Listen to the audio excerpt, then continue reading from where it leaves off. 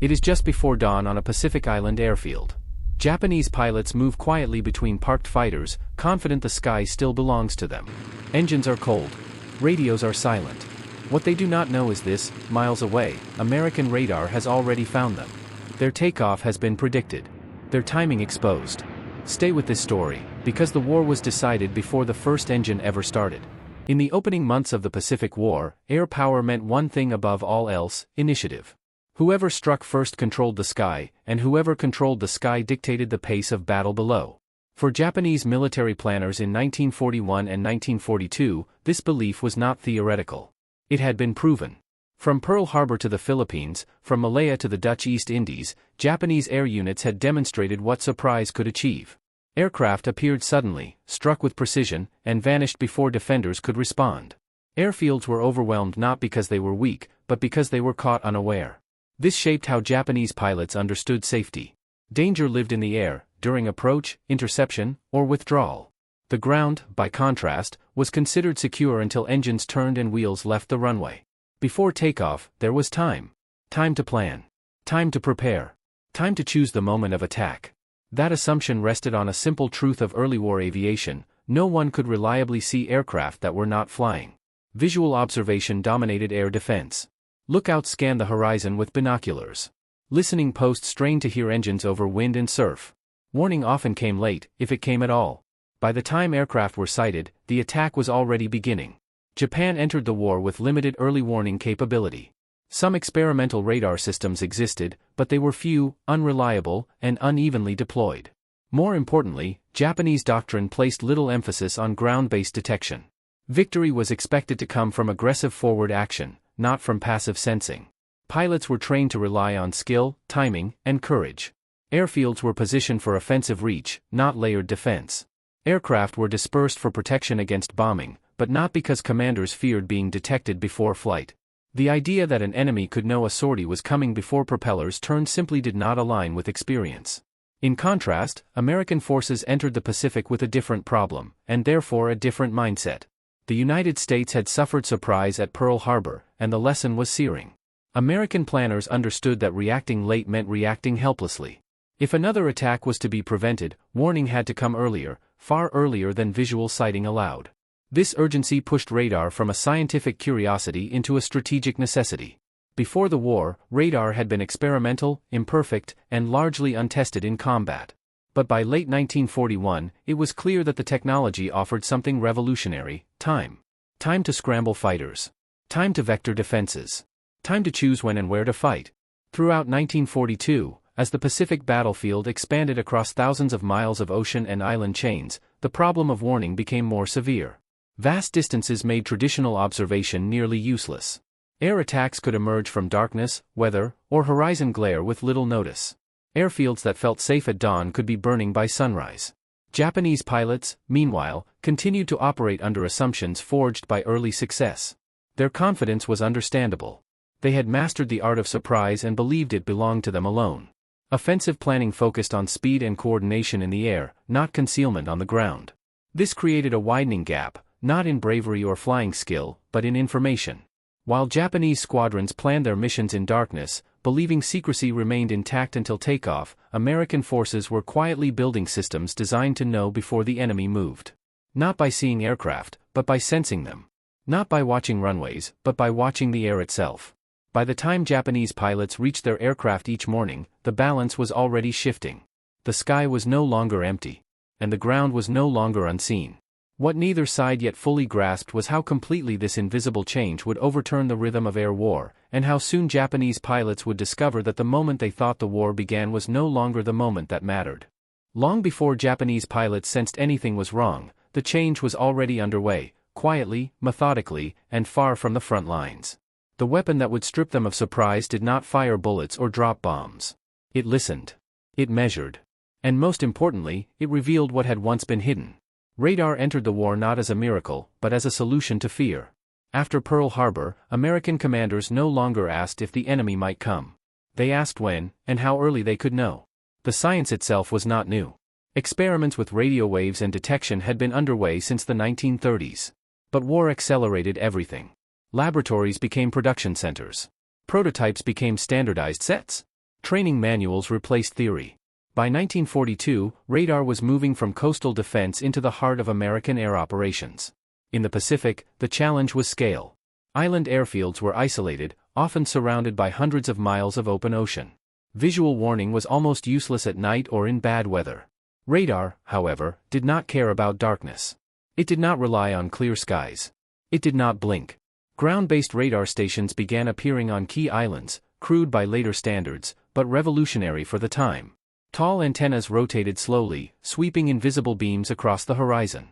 On cathode ray tubes, faint blips appeared and vanished, demanding interpretation and discipline. Operators learned to distinguish aircraft from interference, formation from noise. Just as important as the machines were the systems built around them. Radar alone did not stop an attack. Information had to move, quickly and accurately. This led to the development of fighter direction centers, where radar plots were translated into commands. Altitude, speed, direction.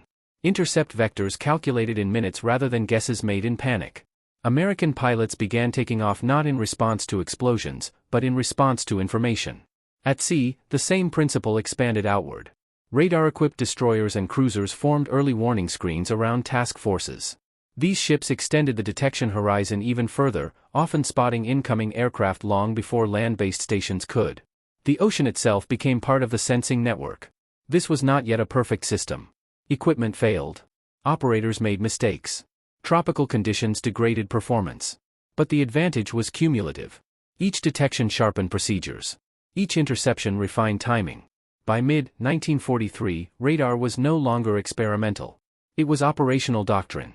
Japanese forces, by contrast, struggled to match this pace. Their radar development lagged behind in both production and deployment. More critically, Japanese command structures were slower to integrate radar data into tactical decision-making. Detection did not always translate into action. For American commanders, radar changed how they thought about time. An air raid no longer began when bombs fell. It began when a blip appeared. This shift had profound consequences for offensive planning. Radar was not only defensive. It became a tool for control. By monitoring enemy air movements, American forces could anticipate patterns, preferred routes, timing habits, altitude profiles. Even when aircraft were still on the ground, preparations left signatures, radio traffic, staging movements, routine scheduling. The enemy believed secrecy lasted until engines started. Radar taught otherwise. Gradually, a dangerous possibility emerged, one that would soon become reality. If aircraft could be detected before they reached combat altitude, they could be intercepted while vulnerable. And if patterns could be identified early enough, airfields themselves could be targeted at precisely the wrong moment. Japanese pilots, trained to expect danger in the sky, were about to encounter it at the runway. They would discover that the Americans were no longer reacting. They were waiting. And in that waiting, the balance of air power in the Pacific was being rewritten, not by speed or bravery, but by an invisible weapon that decided the fight before it ever began. For the men who flew Japan's fighters and bombers, the war was still understood through familiar rhythms. The danger, they believed, began after takeoff. Airfields across the Pacific followed routines shaped by early success. Missions were planned with precision, often timed to exploit dawn light or nighttime cover. Pilots rose before the sun, moving quietly through humid air, checking equipment by lantern glow. Engines remained silent until the last possible moment, preserving fuel and secrecy. On the ground, there was confidence. No searchlights swept the sky. No alarm sounded. No enemy aircraft circled overhead. To a pilot standing beside his plane, the world felt unchanged. The runway was still. The horizon empty. Japanese air doctrine reinforced the sense of control. Surprise was an offensive weapon, and it was believed to belong to those bold enough to seize it. Pilots were trained to strike first, climb fast, and dominate the engagement before defenders could respond. The idea that an enemy might already know the exact timing of a mission, before aircraft left the ground, did not factor into preparation. There were practical reasons for this belief. Aircraft on the ground were difficult to detect with the tools of the time. They produced no engine noise. Their silhouettes blended into revetments and palm cover. Even if an enemy suspected an airfield's existence, guessing when a sortie would launch was nearly impossible without visual confirmation. So pilots focused on what they could control. Fuel loads were checked. Weapons armed. Final instructions reviewed. The aircraft itself remained the center of attention, not the sky beyond the field. Yet subtle changes were already creeping in, noticed, but not fully understood. Some pilots recalled intercepts coming earlier than expected. Others noted that American fighters seemed to appear at altitudes and positions that felt anticipatory rather than reactive. These incidents were often attributed to chance, improved enemy flying, or coincidence. Few suspected detection. To admit otherwise would have meant acknowledging a new kind of vulnerability, one that no amount of flying skill could overcome. If the enemy could see before takeoff, then courage and timing no longer guaranteed initiative. As preparations continued, the routines persisted. Pilots strapped in. Engines coughed to life. Propellers spun dust and debris across the field. The moment of flight approached, the moment when danger was supposed to begin. But in reality, that moment had already passed. By the time the first aircraft lined up on the runway, American radar operators were no longer asking if planes would appear. They were already tracking altitude estimates, plotting intercept courses, and preparing fighters for engagement. The Japanese pilots felt ready. They believed surprise was still theirs. They did not yet know that the sky they were about to enter had been shaped in advance, that the enemy was not reacting to their movement, but had been waiting for it. And as the first aircraft lifted off, the realization would arrive too late. The airfield itself had become the most dangerous place to be, precisely because the enemy had seen it coming before a single wheel left the ground. The moment Japanese pilots believed marked the beginning of danger was, in truth, already behind them. By the time engines turned over on Pacific airfields, American radar operators had been watching for hours. In darkened rooms far from the runway, radar scopes glowed softly. Operators tracked faint returns at the edge of detection range, not aircraft in flight, but patterns that signaled preparation. Routine radio traffic increased. Small movements appeared and vanished. Timetables repeated themselves. To trained eyes, these were not coincidences. They were warnings. Radar did not need to see propellers spinning to predict what would happen next. As takeoff times approached, contacts began to sharpen. Aircraft climbing slowly from island airfields produced distinct signatures as soon as they cleared surrounding terrain. Within moments, altitude and direction were estimated. The information flowed immediately to fighter direction centers, where decisions were made with a clarity the enemy could not match. American fighters were scrambled not in panic, but with purpose. They were vectored toward specific altitudes and headings, not to search, but to intercept. For Japanese pilots, the shock came swiftly. Instead of climbing into open sky, they encountered enemy aircraft already positioned above them. Instead of initiating attacks, they found themselves reacting, forced into defensive maneuvers before formations had even assembled. In some cases, the surprise was total. Aircraft were intercepted while still gaining altitude, engines strained, weapons not yet fully ready. The advantage of speed and height, once central to Japanese air doctrine, evaporated in minutes. In others, the danger arrived even earlier. American commanders, now confident in their ability to anticipate sorties, began targeting airfields themselves. Strafing runs and bombing attacks were timed to coincide with takeoff windows. Aircraft were caught taxiing, lining up, or just lifting from the runway, moments when they were most vulnerable. This was not chance. It was timing built on detection. Radar allowed American forces to choose when to strike. It transformed air defense into air control. The enemy's movements no longer dictated the battle, information did. For Japanese pilots, the psychological impact was profound. The belief that safety existed before flight was shattered. Missions were disrupted before they began. Losses mounted without clear explanation. The sky, once the arena of initiative, felt suddenly hostile. Reports filtered back through command channels. Pilots spoke of fighters appearing too soon, too high, too prepared. Ground crews described attacks arriving at impossible moments. The old assumptions no longer held. Yet understanding lagged behind experience. Detection before takeoff was difficult to accept, because it implied something fundamentally new, a kind of warfare where being seen mattered more than being brave. By the time Japanese commanders began adjusting procedures, the pattern was already entrenched. Radar networks expanded. Intercept techniques refined. Each engagement strengthened American confidence and eroded Japanese certainty. The decisive shift was no longer theoretical. It was happening daily. Airfields that once symbolized preparation now symbolized exposure. Pilots who believed the war began at takeoff discovered it had begun hours earlier, on a radar screen, in a room they would never see. And as the Americans continued to act on information rather than reaction, the air war entered a phase where surprise belonged to those who could see first, and strike before the enemy even realized the fight had started. Once radar stripped away surprise, the character of the air war changed immediately. What had once been places of preparation became places of exposure.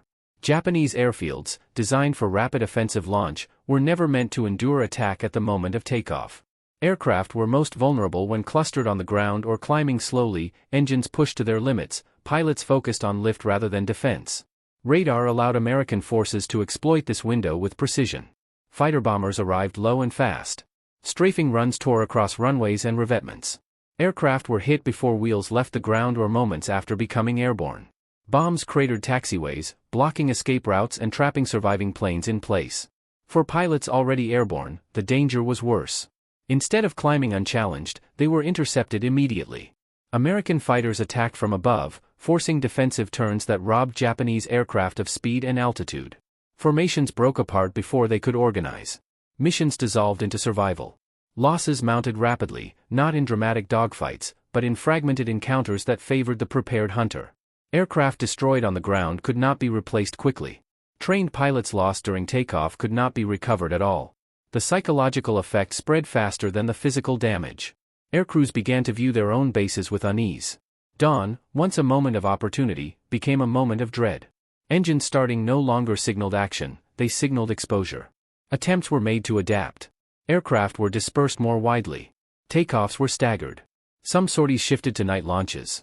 Yet without comparable detection capability, these measures offered only limited relief. Radar ensured that even small changes were noticed and countered. American command centers, now experienced in reading enemy patterns, adjusted quickly. Intercepts were refined. Airfield attacks were timed more precisely. Radar plots guided not only fighters, but strike aircraft as well, tightening the noose around predictable launch cycles. The imbalance became self-reinforcing. As Japanese losses increased, sortie rates dropped. As sortie rates dropped, radar patterns became clearer. Each reduction in activity made the remaining missions more vulnerable. What Japanese pilots faced was not simply superior aircraft or numbers. It was a system that removed uncertainty for one side while multiplying it for the other. Every mission began under a shadow, the possibility that the enemy already knew. In official reports, the language grew cautious. Pilots described attacks arriving earlier than expected. Ground crews spoke of runways becoming targets at the worst possible moment. The sense of initiative that had defined Japanese air operations at the start of the war was gone. By contrast, American forces operated with growing confidence. Radar transformed defense into anticipation. Airfields were no longer reacted to, they were preempted. The transformation was quiet, almost invisible, but its results were unmistakable. Aircraft losses on the ground increased. Pilots were lost without ever reaching combat altitude. Missions ended before they began. And as airfields turned into traps rather than sanctuaries, the meaning of air superiority shifted. Control of the sky was no longer achieved only by fighting in it, but by denying the enemy the chance to enter it at all. The final realization was brutal and inescapable. The ground, once considered safe, had become the most dangerous place to be. By the time Japanese commanders fully understood what was happening, the damage was already measurable and accelerating. Losses were no longer confined to failed missions or aerial defeats. Aircraft were being destroyed before they could influence the battle at all. Sortie effectiveness declined sharply. Fewer planes reached their intended targets. Those that did often arrived late, disorganized, and already short of fuel from evasive maneuvers. Missions planned around precision timing collapsed under constant interception. Pilot losses were even more damaging. Experienced airmen, trained over years and refined through combat, were being lost during the most vulnerable phase of flight. Unlike aircraft, pilots could not be replaced quickly. Each loss hollowed out squadrons, leaving less experienced replacements to face an enemy growing more informed with every encounter. Japanese leadership attempted to respond. Tactics were revised. Takeoff times were altered. Some units shifted operations to remote fields or attempted launches under heavier weather cover. Yet without a comparable early warning system, these measures remained reactive. Radar nullified improvisation by revealing patterns faster than they could be changed. The psychological impact spread beyond individual airfields. Confidence eroded at every level. Pilots approached missions knowing surprise was no longer guaranteed. Ground crews worked under the expectation of sudden attack. Even command planning became cautious, constrained by the knowledge that the enemy might already be watching. For American forces, the opposite effect took hold. Radar transformed uncertainty into control. With early detection, commanders could allocate resources efficiently, conserving fighters when no threat appeared and concentrating them decisively when it did. Air defense became economical as well as effective. This efficiency allowed radar coverage to expand rapidly. New stations were installed on captured islands. Picket ships pushed detection ranges farther outward. Fighter direction techniques improved, shortening response times and sharpening intercept accuracy. The air war shifted from contest to pressure. Japanese aviation increasingly found itself reacting rather than acting. Missions were flown out of necessity rather than opportunity. Each operation carried a sense of risk disconnected from visible threats. The enemy no longer needed to be seen to be feared. Strategically, the consequences were profound. Air superiority was no longer determined solely by aircraft performance or pilot skill. It depended on who controlled information first. Radar provided that control. By late 1943 and into 1944, the pattern was fixed. Japanese air power diminished not only through combat losses, but through the erosion of initiative. American forces dictated when engagements occurred, where they unfolded, and under what conditions. This dominance reshaped the broader campaign. Amphibious operations proceeded under increasing air cover. Naval movements faced fewer aerial threats. Ground forces advanced with confidence that the skies would be protected. The enemy still fought, bravely and often skillfully, but always from a position of disadvantage created long before contact. The battlefield had expanded beyond sight and sound into a realm where signals and timing mattered more than courage. The war had entered an era where knowing first meant winning first. And in that realization lay a final truth that would define the conflict's later stages. Once surprise was taken from the air, it could never truly be reclaimed. By the end of the Pacific Air War, the transformation was unmistakable. What had once been decided by daring, speed, and instinct was now shaped by something quieter: information. Japanese pilots did not lose their courage. They did not suddenly forget how to fly. What they lost was the one advantage that had carried them through the war's opening months: the ability to strike unseen. Radar removed that privilege without ever confronting them directly. The most unsettling truth was how early the decision was made. Not in the dogfight. Not over the target. But in a darkened room, hours before takeoff, when a faint signal appeared on a glowing screen. Radar did not fight battles itself. It chose when battles would happen, and when they would not. It turned time into a weapon, allowing one side to prepare while the other believed it was still hidden. In doing so, it reshaped the meaning of air superiority. For pilots, this shift was devastating. The sky was no longer an arena of initiative but a space already organized against them. Every climb risked interception. Every runway held the possibility of sudden attack. The war had reached back from the air and claimed the ground as well. Yet this transformation also revealed something larger about modern warfare. Victory no longer belonged solely to the boldest or the fastest, but to those who could see, decide, and act first. Technology did not replace human effort, it multiplied it. The story of radar in the Pacific is not one of spectacle. There were no explosions announcing its arrival, no visible weapon to fear. Its power lay in its silence. And for the Japanese pilots who believed the war began at takeoff, the lesson came too late. By the time engines started and wheels lifted, the outcome was already forming elsewhere, guided by invisible signals, measured in minutes, and decided before the sky ever filled with aircraft. In that quiet revolution, the future of warfare took shape, unseen, unavoidable, and final.